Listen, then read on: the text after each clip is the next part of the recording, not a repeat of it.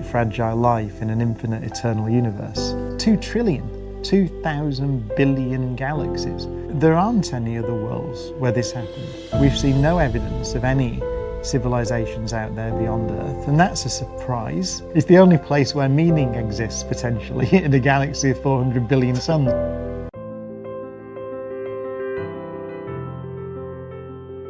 I mean, in the piece of the universe we can see, there are something like, roughly, 2 trillion galaxies. 2 trillion, 2,000 billion galaxies. And each galaxy is, let's say, around the size of the Milky Way. Some are bigger, some are smaller, but the Milky Way has 400 billion stars in it. It takes light over 100,000 years to cross a galaxy. And there are 2 trillion of them in the piece of the universe we can see. And we're very sure that that piece that we can see is a small bit of what may be an infinite universe beyond. We don't know, actually. And I always say, don't get worried about that, because nobody can picture it. It is impossible to visualize the scale of the universe. There's only one interesting question in philosophy. The interesting question is, what does it mean to live a finite, fragile life in an infinite, eternal universe? It's a good question.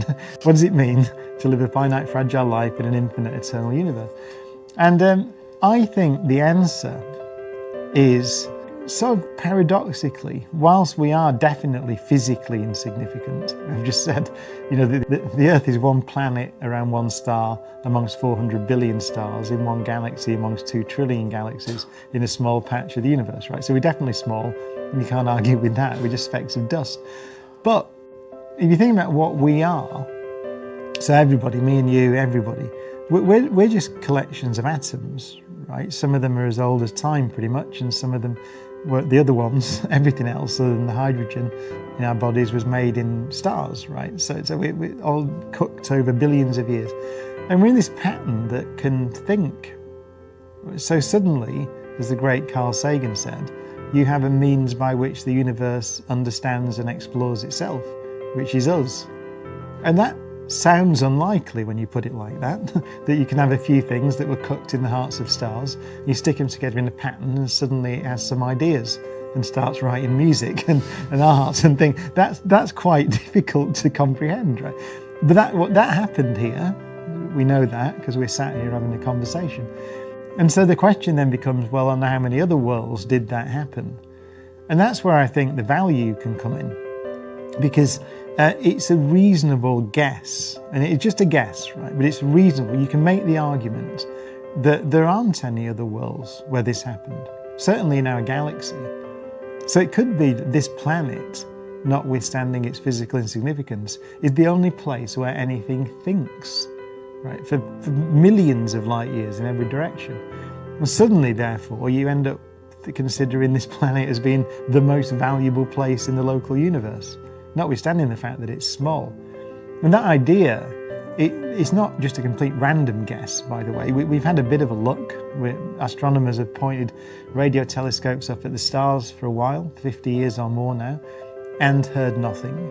We've seen no evidence of any civilizations out there beyond Earth, and that's a surprise.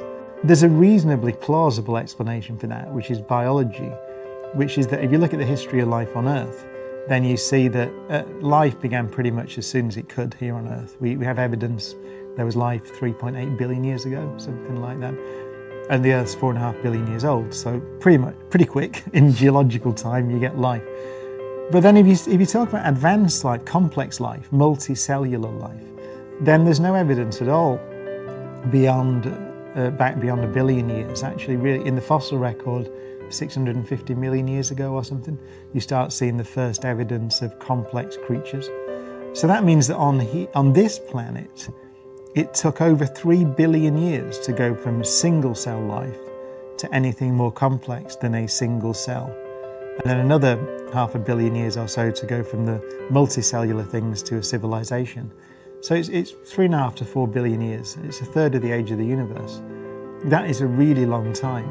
If you say, that's an unbroken chain of life on a little piece of rock in a violent universe, and that chain was not cut for 4 billion years in order to get us. And that might be a big ask, right? We live in a really violent universe. You look at the Milky Way and you look at that arc of stars across the sky, 400 billion suns. All there will be up there at best is slime. It's just slime. Nothing, right? And I think that's a reasonable guess. That's where I start from. I mean, I wouldn't be surprised if that's wrong. Then you go, okay, good, well, fine. But at the moment, it looks like there isn't anything else other than slime. We haven't even discovered slime, by the way, yet.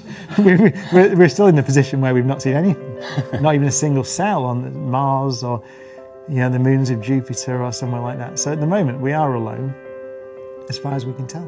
65 million years ago or so, the dinosaurs were pretty much wiped out.